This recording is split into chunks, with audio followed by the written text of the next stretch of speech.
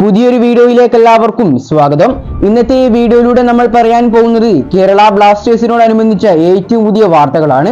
അപ്പോൾ വിശദമായ വീഡിയോയിലോട്ട് കടക്കുന്നതിന് മുമ്പായി ഇതുപോലുള്ള കൂടുതൽ ബ്ലാസ്റ്റേഴ്സ് അപ്ഡേറ്റുകൾക്ക് വേണ്ടി ഈ ചാനൽ മറക്കാതെ സബ്സ്ക്രൈബ് ചെയ്തു വെക്കുക. ISLന്റെ 10ാം സീസണിൽ കേരള ബ്ലാസ്റ്റേഴ്സിന്റെ മിന്നുന്ന പ്രകടനമാണ് നമുക്ക് കാണാൻ സാധിക്കുന്നത്. ഇന്നലെ നടന്ന മത്സരത്തിൽ മോഹൻ ബഗാനെ അവരുടെ തട്ടകത്തിൽ പോയി അവരുടെ കാണികൾക്ക് മുന്നിൽ ഏകപക്ഷീയമായ ഒരു ഗോളിനായിരുന്നു ബ്ലാസ്റ്റേഴ്സ് തോൽപ്പിച്ചിട്ടുണ്ടായിരുന്നത്. ISLന്റെ ചരിത്രത്തിൽ ഇതാദ്യമായിട്ടാണ് മോഹൻ ബഗാനെതിരെ ബ്ലാസ്റ്റേഴ്സ് വിജയം സ്വന്തമാക്കുന്നത്.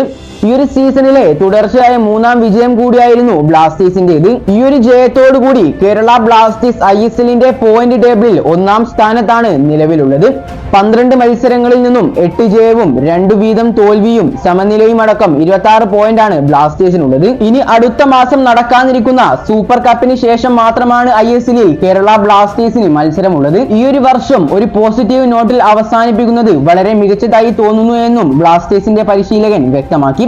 വെല്ലുവിളികൾ, പരിക്കുകൾ, പ്രധാന കളിക്കാരുടെ അഭാവം എന്നിവ ഉണ്ടായിരുന്നിട്ടും കഴിഞ്ഞ 3 മത്സരങ്ങളിലെ ടീമിന്റെ പ്രകടനം അതിശയകരമാണെന്നും ഇവാൻ വ്യക്തമാക്കി. കൂടാതെ ഇന്നലത്തെ മത്സരത്തിൽ വിജയം നേടിയെങ്കിലും ഈ 2 കാര്യത്തിൽ നിരാശയുണ്ടെന്ന് ബ്ലാസ്റ്റേഴ്സ് പരിശീലകൻ വ്യക്തമാക്കി.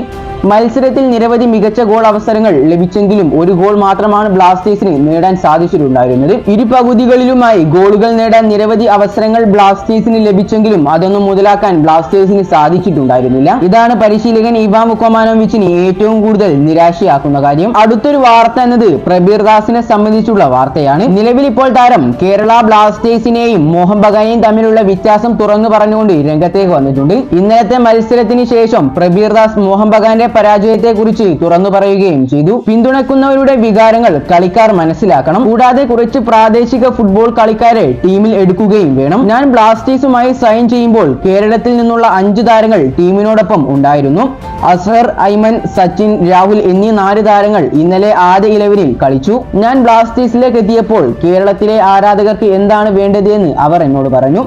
മോഹൻ ബഗാന്റെയും ഈസ്റ്റ് ബംഗാളിന്റെയും വികാരങ്ങൾ, കൂടാതെ ഫുട്ബോൾ കളിക്കാർ ആരാധകരുടെ വികാരങ്ങൾ മനസ്സിലാക്കണമെന്നും പ്രബീർ ദാസ് വ്യക്തമാക്കി. മോഹൻ ബഗാൻ ടീമിൽ സുഭാഷിസ് ബോസ് ഒഴികെ ഒരു ബംഗാളി താരവുമില്ല. ഈ മോശം സമയത്ത് മോഹൻ ബഗാനോടൊപ്പം നിലനിൽക്കാനുള്ള സന്ദേശമാണ് പ്രബീർ ദാസ് ആരാധകർക്ക് നൽകിയിരിക്കുന്നത്. മോഹൻ ബഗാൻ ആരാധകർ ഇപ്പോഴും എന്റെ ഹൃദയത്തിലുണ്ടെന്നും പ്രബീർ ദാസ് വ്യക്തമാക്കി പറഞ്ഞു. ഈ ഒരു വീഡിയോ ഇവിടെ വെച്ച് അവസാനിപ്പിക്കുന്നു. ഇതുപോലുള്ള കൂടുതൽ ബ്ലാസ്റ്റേഴ്സ് ISL അപ്ഡേറ്റുകൾക്ക് വേണ്ടി ഈ ചാനൽ ഇപ്പോൾ തന്നെ സബ്സ്ക്രൈബ് ചെയ്ത് സപ്പോർട്ട് ചെയ്യുക.